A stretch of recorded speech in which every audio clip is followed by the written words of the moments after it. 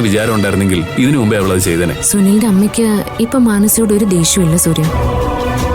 അവരെത്ര കാര്യമായിട്ട് എന്നോട് സംസാരിച്ചെന്നറിയോ? ഒരു കണക്കിന് അന്ന് ഞാനും വല്യമ്മയും കൂടി അവരെ പോയി കണ്ടപ്പോ വല്യമ്മ മാനസ ഗർഭിണിയാണെന്ന് പറഞ്ഞത് എന്തായാലും നന്നായി. അതുകൊണ്ട് അവർക്ക് പിന്നെ ഒന്നും ചെയ്യാൻ പറ്റാതെ വന്നത്. ഇല്ലെങ്കിൽ ഇതിനു മുന്നേ തന്നെ മാനസെ അവർ കൊണ്ടുപോയേനെ. ഒരു കാര്യം ഉറപ്പാണ് ഭാവന, നമ്മളോട് മാനസ പറഞ്ഞ കഥകളൊന്നും പൂർണ്ണമായിട്ടും വിശ്വസിക്കണ്ട.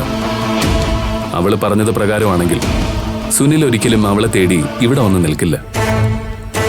ഇത് അവർക്കിടയിൽ വേറെന്തൊക്കെയോ ദുരൂഹതകളുണ്ട്. അതെന്താണെന്ന് അവർക്ക് രണ്ടുപേർക്ക് മാത്രമേ അറിയൂ. അത് ശരിയാ സൂര്യ.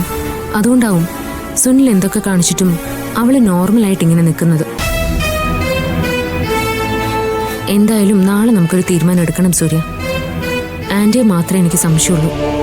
ആന്റി തടഞ്ഞാൽ പിന്നെ ഒന്നും ചെയ്യാൻ പറ്റില്ല.